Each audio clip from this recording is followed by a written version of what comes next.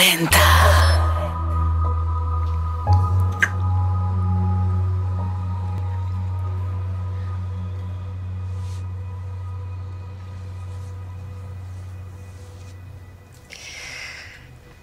We can't do this here. What if someone comes in? Hello? Anyone here? Anyone? You just have an answer for everything, don't you? How has Hardin changed since the first movie? He's changed a lot. He'll change throughout the process of the second one too, but he's changed a lot even in the time that we don't see. So from the end of the first one to the start of the second, it's not a long period of time, but he's definitely evolved in that time, and you can see it from the first scene you see of him in the second one. You can see he's changed a little bit and continues to throughout the course of the film. And how has Hero changed since the first movie? Do you know what? I don't think I've changed at all, I'd like to think. But how I deal with everything to do with the film and to do with everything that's happened has changed a lot. For example, on the first one, it was a lot more overwhelming. I was kind of like counting down the days and minutes, and this one has just flown by because we just got here. It was nice to see all the same people, nice to just get stuck in again. So I think the biggest change is my ease and enjoyment of the whole process because I'm more familiar with it now. How has been the most challenging part of playing Hardin to date? I think the just extremity of his emotions, like he's in both films. There's a lot of he's an emotional person who goes to those lengths, and as an actor, you know, it's obviously can be daunting to do that stuff, but it's ultimately what you want to do to prove yourself as an actor, those kind of things. So I think it's the most challenging, but also it's exactly what you want. Those big dramatic scenes, they're challenging but fun. Is it nice to have someone like Dylan Sprouse around this time? Oh, definitely. To be similar in age and for him to be so much more experienced than me, it's really nice to work with people who have that. Obviously, there's a lot to learn from them. He's a great, funny guy. I actually met him earlier, a few months before we started filming, going to a Ferragamo fashion show, and got to know him and his brother a little bit then. So it was really cool that he joined the cast because I had no idea when I first met him, neither did he. So it was really nice for many reasons. Do you see yourself playing Hardin for a third time? Well, yeah, I hope so. I hope so. Yeah, I do. I think it will happen, I believe, but we'll just have to wait and see. I want you to tell me the best and the worst thing of the huge success that you have achieved with the first movie. I don't know if I can do like best and worst, but one of the best things is the platform that this has given me to just as a launch pad for my career is incredible, and I'll forever be grateful for Anna Todd and her fan base for giving me that platform. And the worst thing, I can't complain. The worst thing, maybe just like small sacrifices you make with like being recognised and those kind of things. But listen, yeah, it's nothing in comparison. So. What do you enjoy most while filming a movie, in general? I like the fact that you get to know and work with other people. It's kind of like a group project where you go through tough times and disagree and stuff, and by the end you come out as like, you know, good friends who went through beep together kind of thing.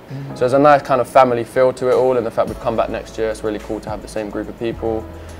That, and just when you're in a scene acting, in between the words action and cut, it's probably the most enjoyable time for me. In your own words, what can we expect from this second actor movie as fans? I think it's like your first question, the evolution of not just Hardin but Tessa too, and their relationship. We just keep telling the story.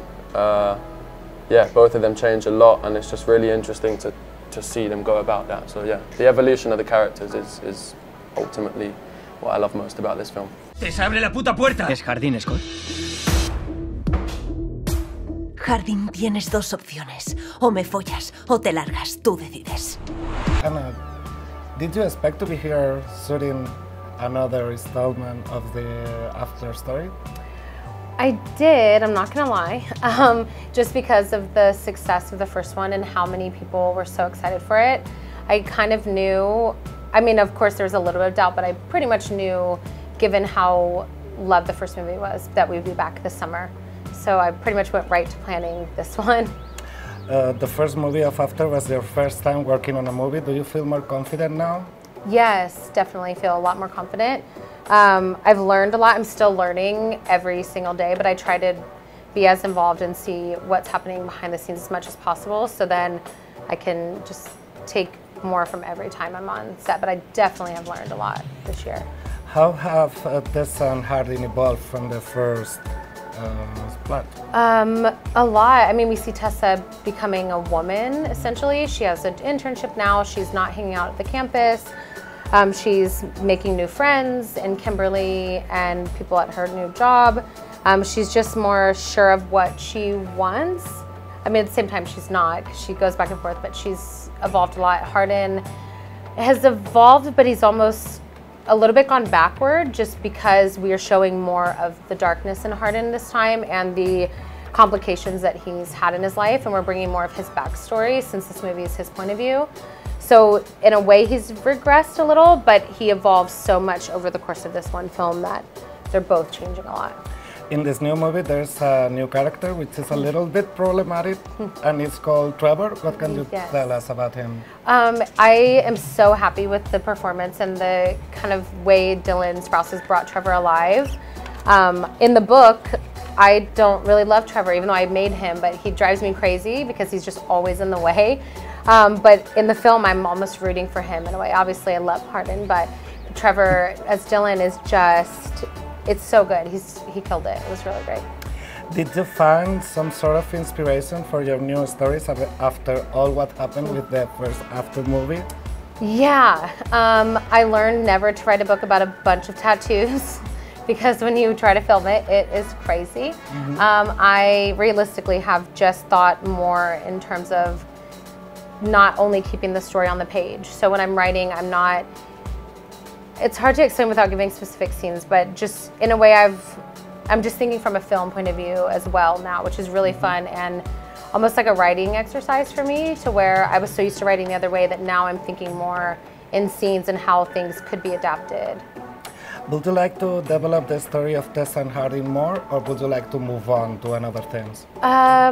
Both. Okay. Right now I'm so in the middle of Tessa and Hardin from what I did, 5 years ago. So at the moment, I'm so satisfied with this, but I do have a lot of material that I've written just for myself, because I just have random things sometimes where I think of them or think of someone in the story and write it, that eventually I might show the readers, but I also don't want to be that person that just keeps milking the same thing.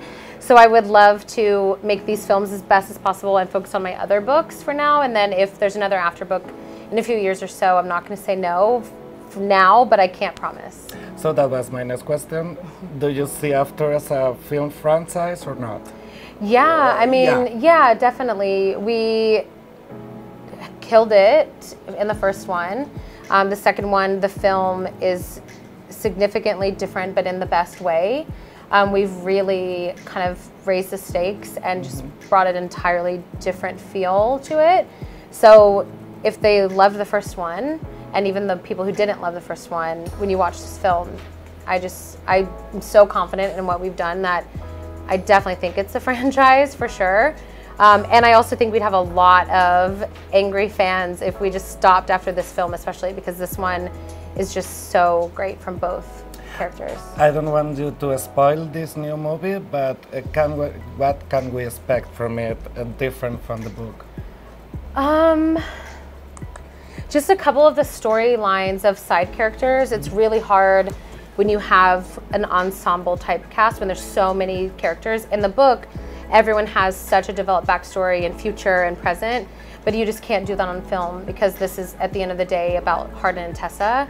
And as much as I love these characters and it killed me to kill them off, essentially, we just can't have that many storylines in a film. And for me, the things that have changed, without spoiling anything, is just only to make the story better and to make the best film, because as much as I know, and I love the books obviously, but I'm also want to make the best film. So anything that didn't make it is just for that purpose of like, this is the best version of the film.